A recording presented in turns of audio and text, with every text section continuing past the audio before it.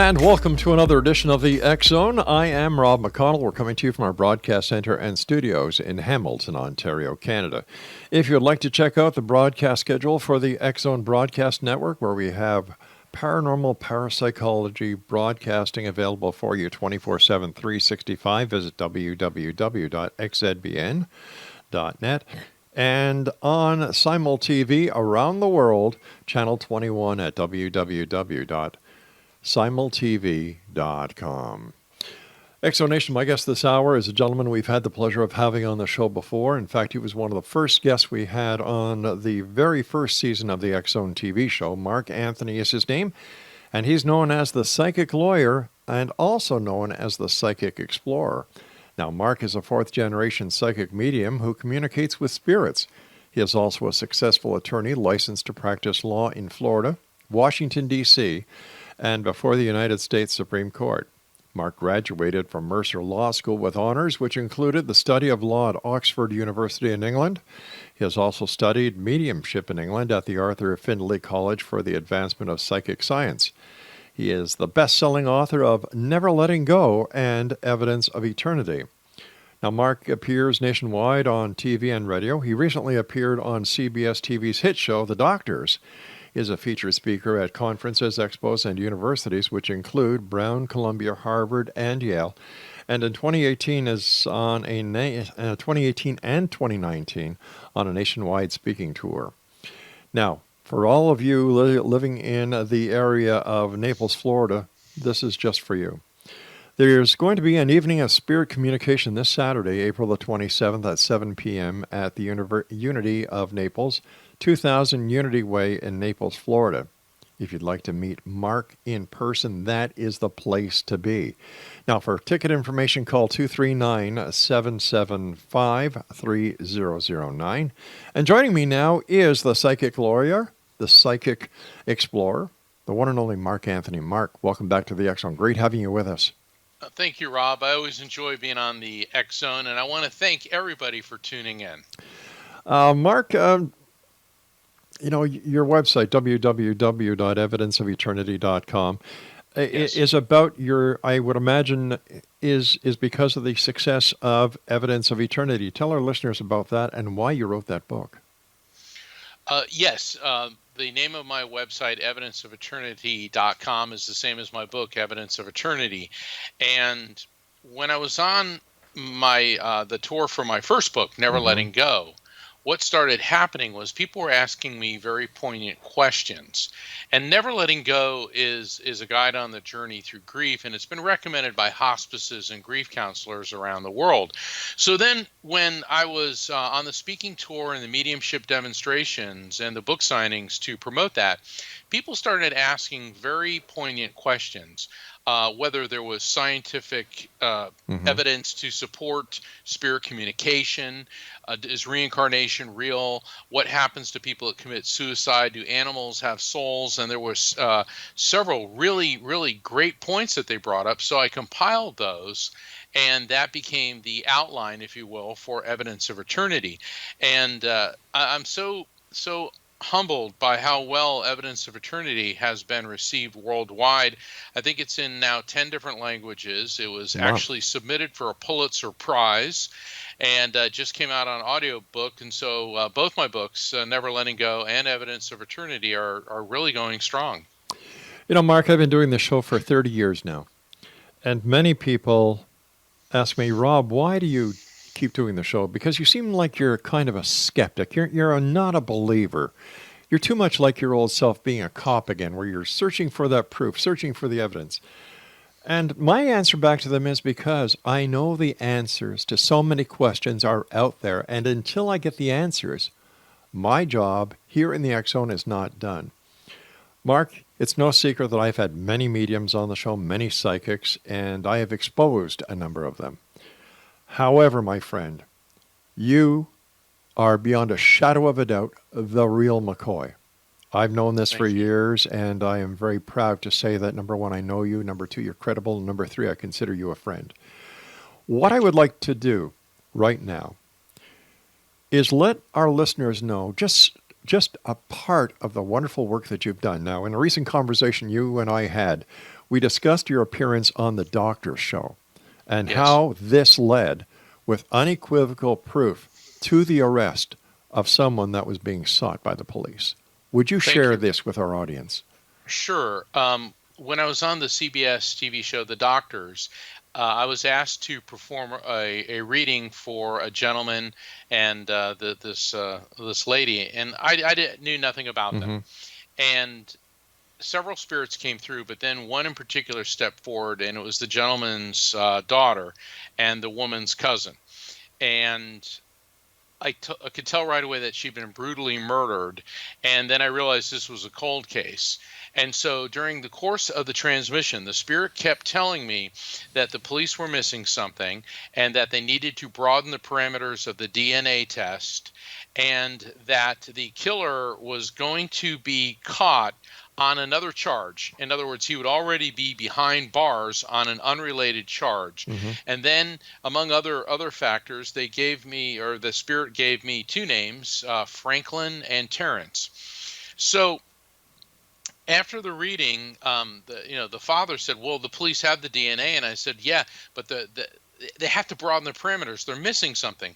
So when he returned to Scottsdale, Arizona, the show was taped in Los Angeles, he talked to the police, and it's my understanding that the Phoenix police instituted a new DNA test for the first time ever in the state of Arizona called the familial DNA test. And what it does is it broadens the parameters of the DNA search to look for factors that would indicate a relative of the suspect. And immediately they found several markers indicating that there was a relative of the killer who was actually incarcerated on, I believe, a child molestation charge. So obviously this family is not exactly model citizens. And then all of a sudden something else showed up in the system. The brother of the person that the DNA test pointed to, all of a sudden they got a direct match when he got, I believe, his fourth, possibly fifth drunk driving charge, DUI charge. And in Arizona, when you have a fourth or fifth DUI, the police are able to get a warrant to extract blood, and then they found a direct match. So everything that I said, or rather everything that the spirit told me to convey to the family came true.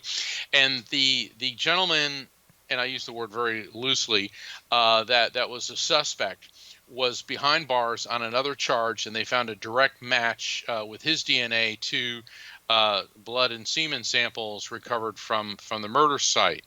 And the other fascinating thing is the two names, Franklin and Terrence. Well, the very first time the familial DNA test had ever been used had been 10 years earlier in the state of California, and it was used to capture the grim sleeper serial killer whose name was Lonnie Franklin. And then later, after I did the reading for the family on the Doctors, in the state of New York, a gentleman by the name of Terrence, that was the other name which came up, Mm-hmm. Terrence Phillips, challenged in a court of law the validity of the familial DNA test. And see, the skeptics, or rather cynics, and I'm going to talk about you as a skeptic in just a second. The cynics would say, oh, that's just a coincidence. Really? I mean, Yeah. the names of the first time it was used, and then the person who was challenging it. And so anyway, the killer, Ian Mitchum, he was arrested. The prosecution and the evidence they're still compiling, and there were other things that I provided. And I keep checking on the progress of the case, and as things develop, I'll be happy to share that with you and your audience. All right, Mark, why don't we do this? Yeah. Before we get into anything further, I'd like to take a break because I don't want to interrupt you, and we're going to our first commercial break, but I also want to remind the listeners about the evening of spirit communication in which you are going to be present. This coming Saturday, April the 27th at 7 p.m. at Unity of Naples, 2000 Unity Way in Naples, Florida. For information for tickets, 239-775-3009. Once again, that's 239-775-3009. Mark Anthony is our special guest. He is the psychic lawyer, also known as the Psychic Explorer. His website is www.evidenceofeternity.com. And Mark and I will return as we continue our investigation into the world of the paranormal and the science of parapsychology right here in the X Zone from our broadcast center and studios in Hamilton, Ontario, Canada. I'm Rob McConnell. Don't go away.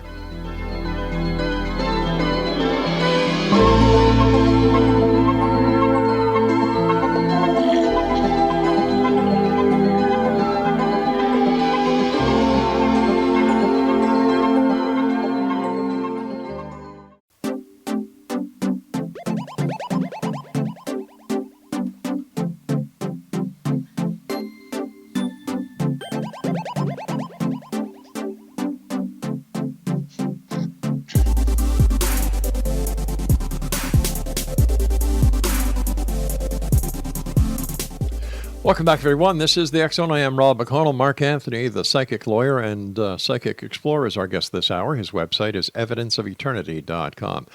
Now, Mark, before we went to the break, you were just going to get into the difference between a skeptic and a cynic. Am I correct? That is correct.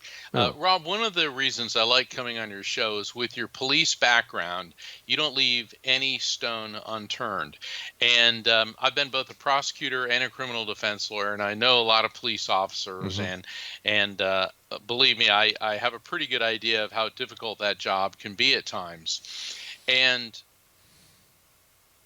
a key part of being a good investigator, or in your case, a good investigative journalist, is to be open-minded and to always question.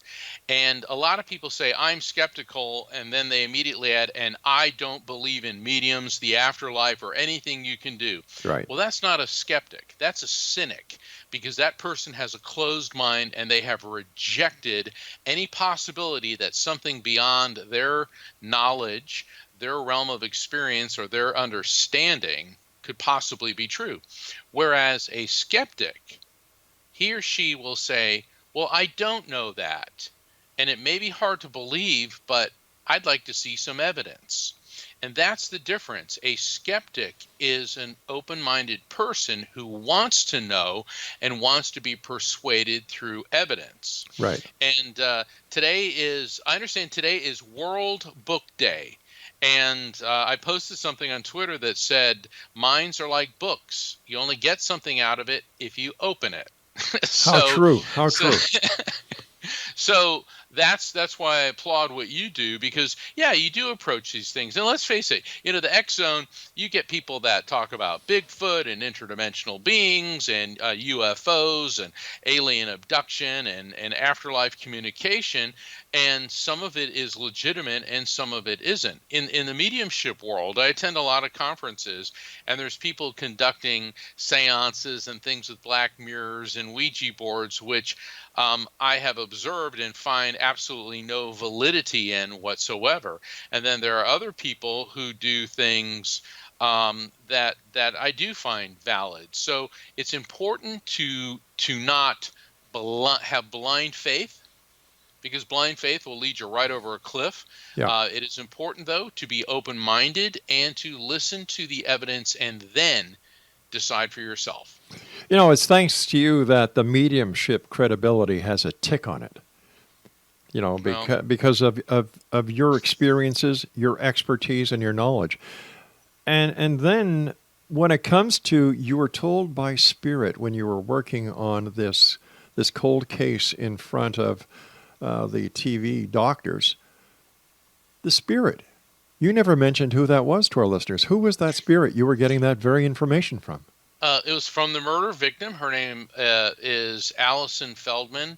And let me tell you, Allison, in life and as a spirit, was an absolutely beautiful and wonderful person. Mm-hmm. She was a pharmaceutical sales rep, just a productive, wonderful member of the community.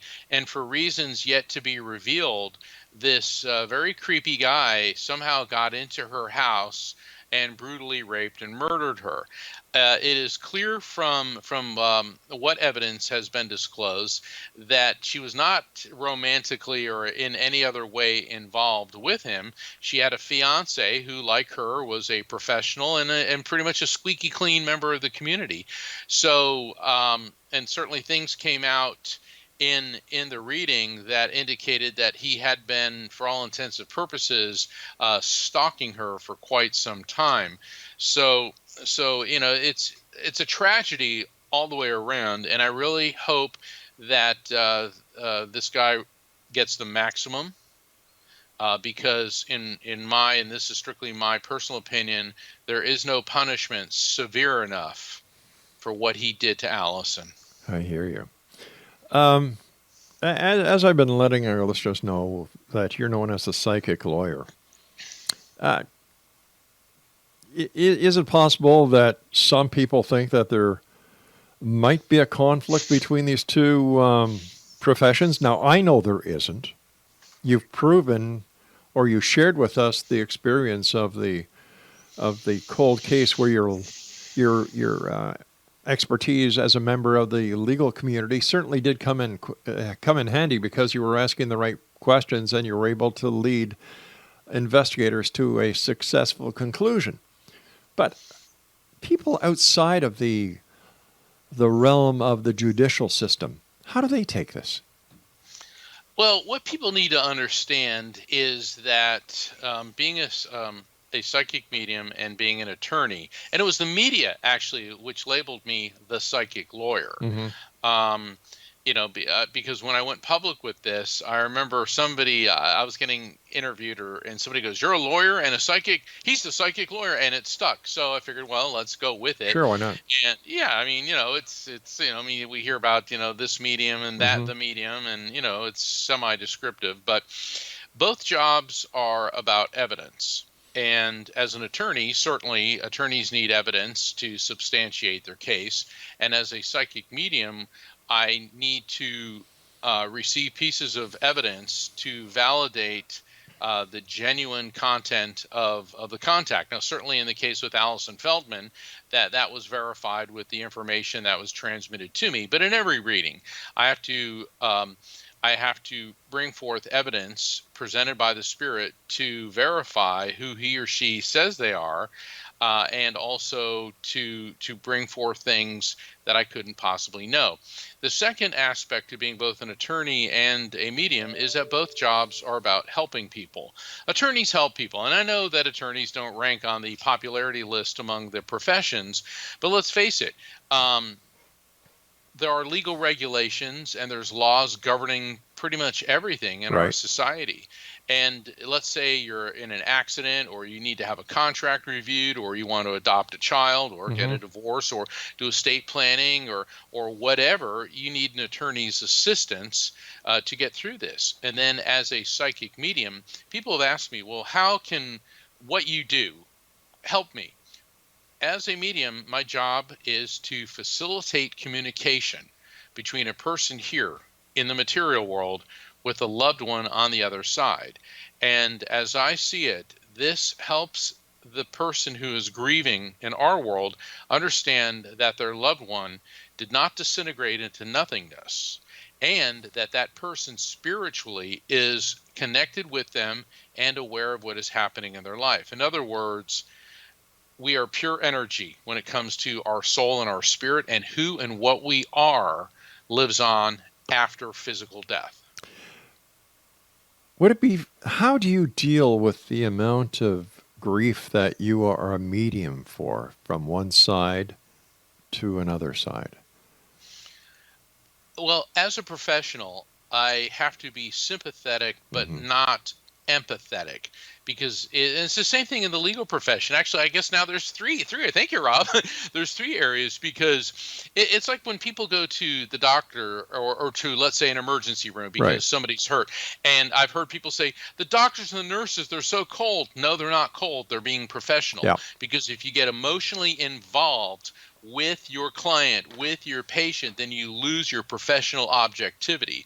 So when I go into a situation, I'm certainly sympathetic to the suffering that people are enduring from the loss of a loved one, but it's my responsibility to bring forth evidence and not opinions and not editorialize on the information. I'll say, okay, they're bringing through this. This is what I'm seeing. Does that make sense to you? Or they want you to know this. And then it's up to the person what to do with that information. So would you say that part of the work of a credible medium like yourself is as a spiritual grief counselor? I think in many ways that psychic mediums Mm-hmm. have become a new form of grief counseling. Absolutely. Certainly, I encourage people to go to grief share groups, individual and group counseling. I also encourage people to turn to their faith communities and the scriptures of whatever religion they practice. Also, reach out to family and friends. Do not go through grief alone. There are people, family members, friends, trained professionals who are there to help you. And communicating with a loved one in spirit. And I recommend this about 6 months after the passing so that your emotions stabilize and then you'll get the maximum benefit out of the reading, can help you. It's an important step on the journey through grief. All right, Mark, you and I have to take a break. We'll be back after the news. And Exo Nation, if you would like to have the opportunity of meeting Mark in person, and you're in the Naples, Florida area, he's going to be at the Unity of Naples. That's located at 2000 Unity Way in Naples, Florida, this coming Saturday, April the 27th at 7 p.m. for the Evening of Spirit Communication. Now, if you'd like to get tickets, here's the telephone number, 239-775-3009. That's 239-775-3009. And Mark and I will be back after this news break as we continue here in the X Zone from our broadcast center and studios in Hamilton, Ontario, Canada. For more information on Mark, visit his website, www.evidenceofeternity.com. This is the X Zone. I am Rob McConnell. We'll be back. Don't go away.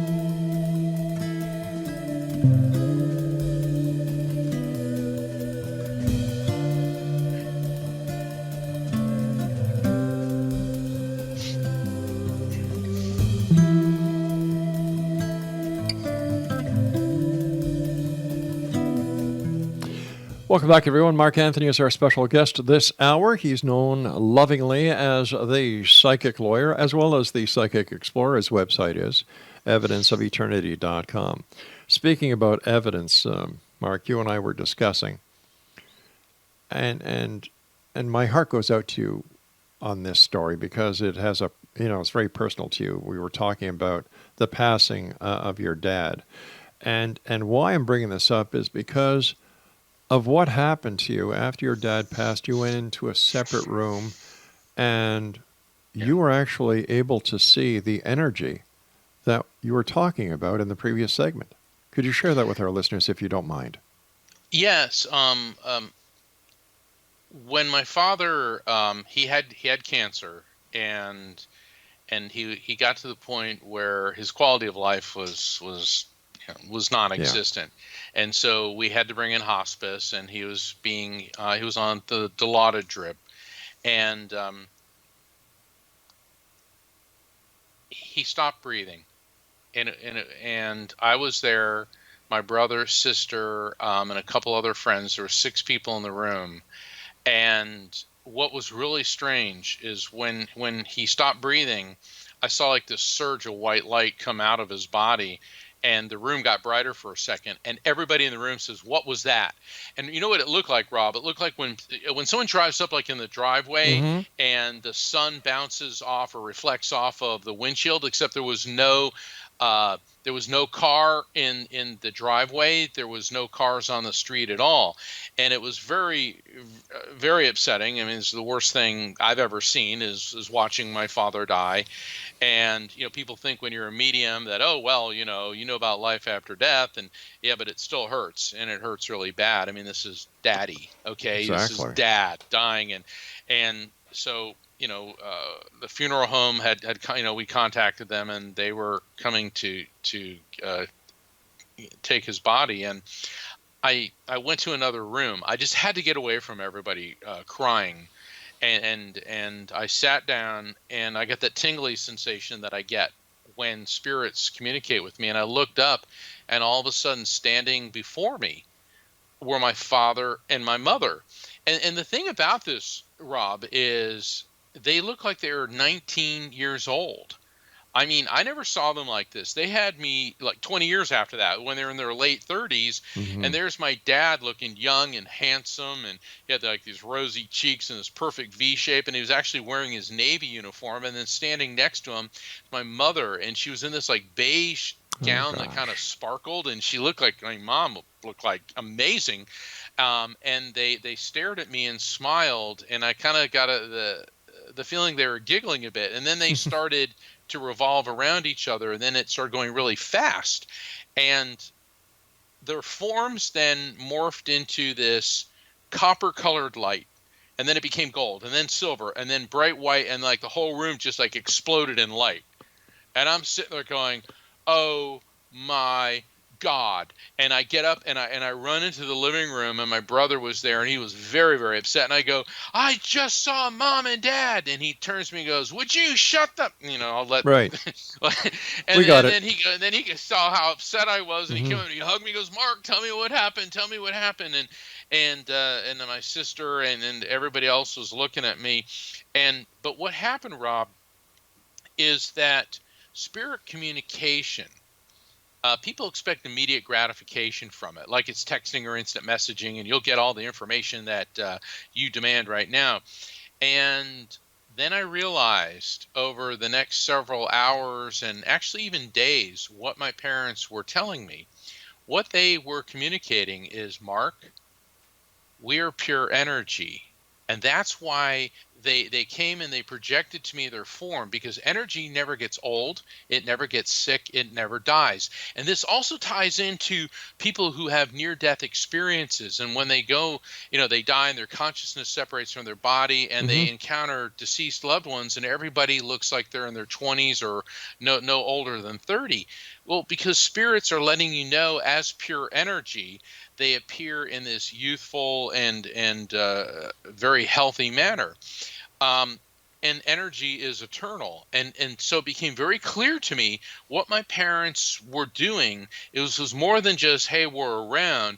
They were transmitting to me an extremely important message.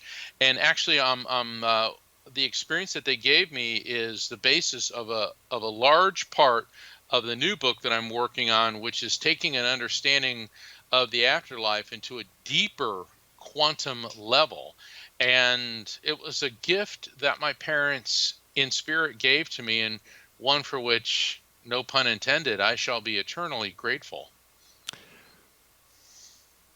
When you are not working with clients, do you, on a one-on-one basis, have the opportunity of communicating with spirit? I do, and I can. Mm-hmm. I do this through meditation, but sometimes it'll hit me in ways when I'm not expecting it. Since we're talking about my parents, and I was about 2 months ago. I'm still writing this book, and I had the worst case of writer's block ever. So I just couldn't think. And I live in East Coast Central Florida near the ocean. You can, walk to the beach from my house. And I thought, all right, I need to go to a beach. It's a nice spring day.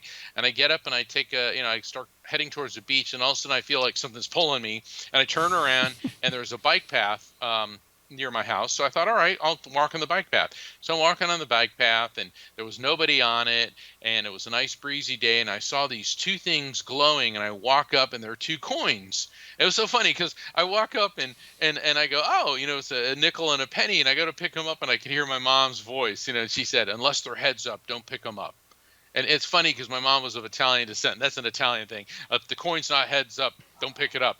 And then I hear my dad's voice, and he says, "It's money. Pick it up." So I pick them up, and I go, "Oh, look, 6 cents." And I go, "The 6 cents." And it was like, "Oh!" And then all of a sudden, the writer's block just faded away, Wow. and exactly what I needed to say in this chapter came right to me. And I'm running back to my house. I left the computer on, and I got it down. And so I find it really comforting and sometimes hilarious how spirits, they're going to get a message through to you one way or another. The question isn't whether they're communicating with you.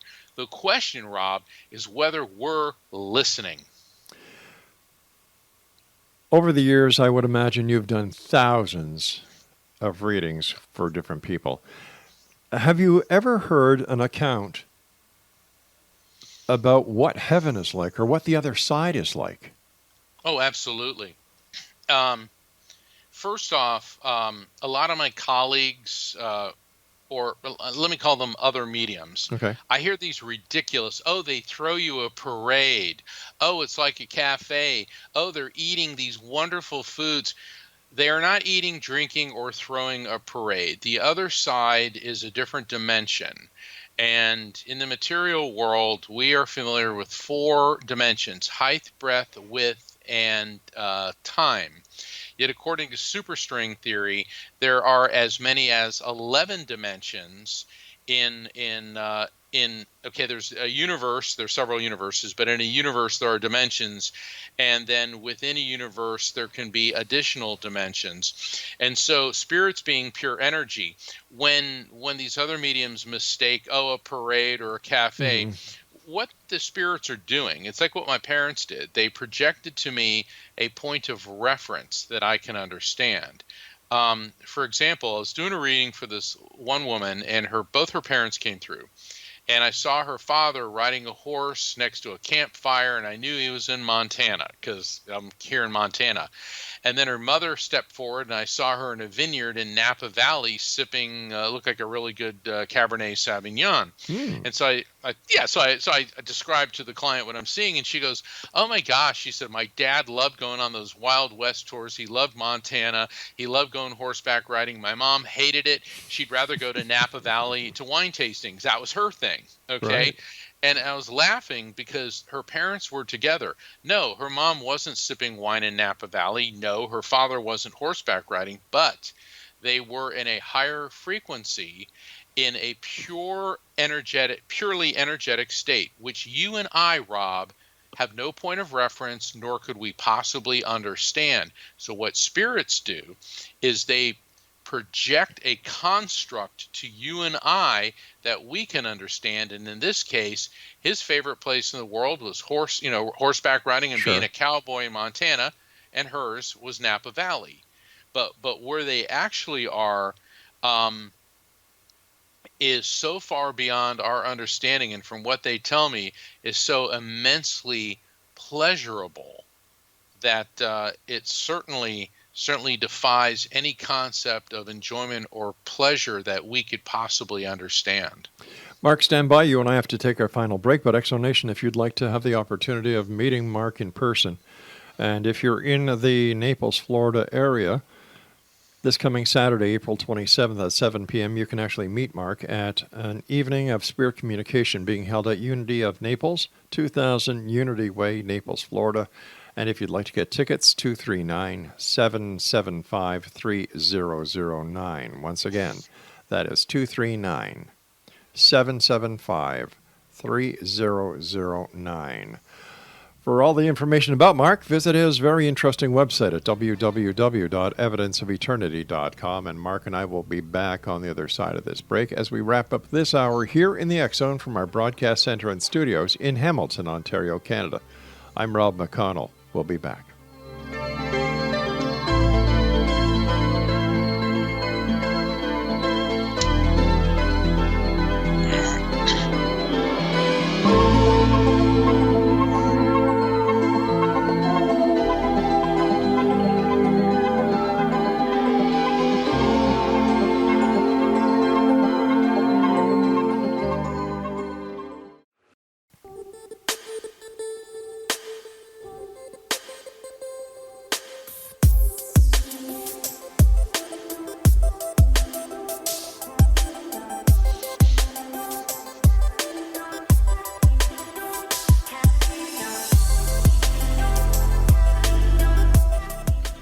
All right, Exonation, if you're in the Naples, Florida area this coming Saturday, which is April the 27th, and you would like to have the opportunity of meeting Mark in person, he's going to be at Evening of Spirit Communication, as I said, this coming Saturday, April 27 at 7 p.m. at Unity of Naples, 2000 Unity Way in Naples, Florida. And if you'd like to get tickets or for more information, 239-775-3009. And for more information on Mark, visit his website, evidenceofeternity.com. First of all, Mark, I want to thank you so much for joining us tonight. It's always a great pleasure having you on the show. And where can our listeners get copies of your books as well? My books are on sale worldwide. They're at all fine bookstores, mom and pop shops, in addition to Barnes and Noble. But if you go to Amazon.com or to my website, evidenceofeternity.com, there will be links there directly to Amazon where you can purchase my books. And Evidence of Eternity is now an audiobook as well. Mark, we've talked about adults on the other side and communicating. What about children? Do they come across in the same way that adults do to you? Yes, and yes and no. Yes, if the child maybe, let me back up a bit. Okay. When a baby that died either in infancy or in utero comes through, I see a bright light, like a star, an orb, a beautiful little star. And this is how spirits are letting me know that this is the spirit of a baby that did not come full term or died very, very young, maybe, within the first year. And spirits are immortal beings and pre-existed the body. So when a baby comes through, it's not goo goo gaga or some undecipherable information. They'll transmit as sophisticated and complex information as somebody that was 40 or 50 years old when they passed. When the spirits of younger children come through, maybe a child that died at age 2 through 10, they come through as a spirit. They will portray themselves, what they look like, usually prior to passing. So then I'll be able to get the gender and the age and other data about them. And I've seen a lot of other mediums try to portray the spirits of children as limited to the scope of what they knew and what they experienced as a child when they died. And I find that an incredible disservice to the client and a complete lack of understanding of what's really happening here. What people need to understand is that our soul does exist, and it is housed in the brain. It is not created by the brain. Think of our brain as a computer hard drive, and the data which is on it is our soul. And so when the hard drive crashes, when the body dies, the data gets uploaded to the other side. And the soul, the spirit, pre-exists the body, comes into the brain, and when the brain ceases to function, moves on. And that is why a spirit, whether it was someone in advanced stages of Alzheimer's or an infant or somebody that didn't even speak or was capable of speech, can communicate intelligent concepts. Because spirits don't communicate in a verbal or human language. They emit waves of frequency, and that electromagnetic impulse interfaces with the electromagnetic field in the medium's brain and then gets translated into recognizable concepts based on my memories, feelings, and cultural associations. So anyway, I'm getting all very technical about that. But when I hear people saying, oh, there's a baby and they're goo-goo gagging, that medium really needs to do some more study and advance his or her understanding of what they're actually communicating with. You brought up a very good point. What happens if one of our listeners wants to go to a medium and they do not have the ability to have the opportunity of talking to you or going down to the Evening of Spirit Communication? How do they judge, or how do they establish whether or not a medium is credible or not? I think word of mouth, like in any Hmm. business or profession, is probably the best source of referral. But do your research, Yeah. see if the medium has a website, if they have a YouTube channel, if look at videos of them conducting readings. If people go to my website, they can sign up for my newsletter. They can follow me on Facebook, Twitter. They can also subscribe to my YouTube channel, which I believe has over 80 videos of me, several of which I'm conducting readings for people before a live audience. And you have to do your due diligence. Please avoid going to people who try to persuade you that there's a curse on you, that your aura or you are being haunted by some negative energy, because these are the charlatans, those who prey upon gullible and bereaved people. They want to convince you that you're in some type of paranormal peril and that only they can free you from this by charging you $500 a session 3 or 4 times a week. And Wow. this is a huge scam by unorthodox, unethical criminals.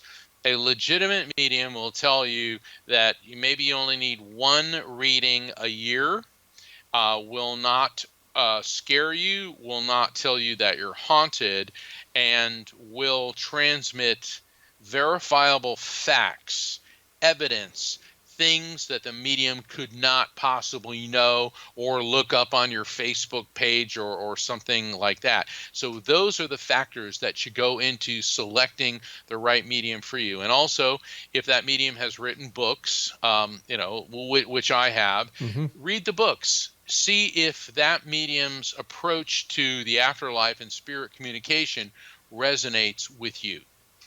Mark, does the person who is on the other side, do their religious philosophical beliefs have anything to do with the way a message comes across to you, or are there certain religious philosophies where the person's spirit cannot come through, or is Not a, no way? Not at all. Yeah, religion is something created by human beings Right. as an attempt to understand the infinite divine nature of Hmm. God.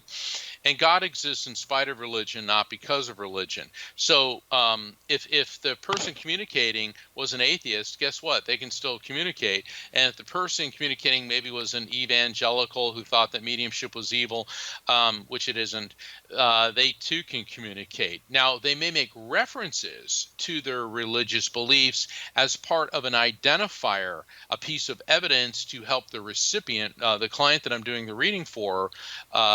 Identify and understand that this is the person communicating. In fact, in a couple of readings, I've actually gotten biblical references, like a chapter, line, and verse, which I was unfamiliar with. Right. And so, the client wrote it down, and afterwards we looked it up, and it had extreme relevance to what was going on in that person's life. I always find that really a true blessing. Mark, I've got about 2.5 minutes left. Tell us about the evening of spirit communication this coming Saturday. What I'll be doing, and I'm doing throughout the nation, and people can find out about other events through my website, evidenceofeternity.com. Please sign up for my newsletter. That'll keep you up to date on what I'm doing. And so I will be presenting to an audience at the Unity of Naples Church, opening up to higher frequencies. Spirits will come forward, and then I'll begin connecting random attendees with loved ones in spirit. And I try to get to as many people as possible. This is a healing session, and tears of grief flow, but there's a lot of laughter because spirits want us to experience joy, to find upliftment, and most importantly, to realize that not even death can kill love. Mark, as always, great having you with us. What are your final words of wisdom? What are your final thoughts that you would like to share with the X-Zone Nation tonight? All religions can be boiled down to two words: be nice. And I know that sounds silly, Mm. but I hear so many people say, well, I'm a member of this religion and I'm a member of that religion. And it's like, well, then start practicing your religion. And it all begins with treat other people the way you want to be treated. That is the first step on the spiritual journey to enlightenment and love. One more question for you. Has one spirit ever tried to impersonate another spirit when communicating with you and the person who is sitting with you? Absolutely not. There's this silliness that a lot of religious extremists say, oh, it's a demon Hmm. impersonating someone. Right. A demon wants you to come through and say, hey, this is your grandmother who you love, make you feel better about it, let you know that life is everlasting, and leave you with feelings of overwhelming happiness and love. That's very evil. So the people that get all mired in that Bronze Age paranoia, let go of that. Realize that God speaks to us every single day, all the time, that our relationship with our loved ones who have died has transformed from one of a physical nature to one of a spiritual nature, and that spirit communication is a gift from God to let us know that God exists, heaven exists. We can communicate with souls of departed loved ones. They're immortal living spirits who we will see when it is our time to transfer into the light. As always, Mark, time flies when you're with us. Thank you so much for sharing your time with us, and continued success, and keep the great work up, my friend. Thank you. God bless you. God bless all God the bless you, listeners buddy. of the X Zone. Don't forget Exonation this coming Saturday, April 27th at 7 p.m., Evening of Spirit at the United Unity of Naples Church, 2000 Unity Way in Naples, Florida. For more information, 239-775-3009. Visit Mark's website, evidenceofeternity.com. And until the next time you and I meet here in the X Zone, always remember, Exonation, keep your eyes to the sky and your heart to the light. From everyone here to everyone out there, take care.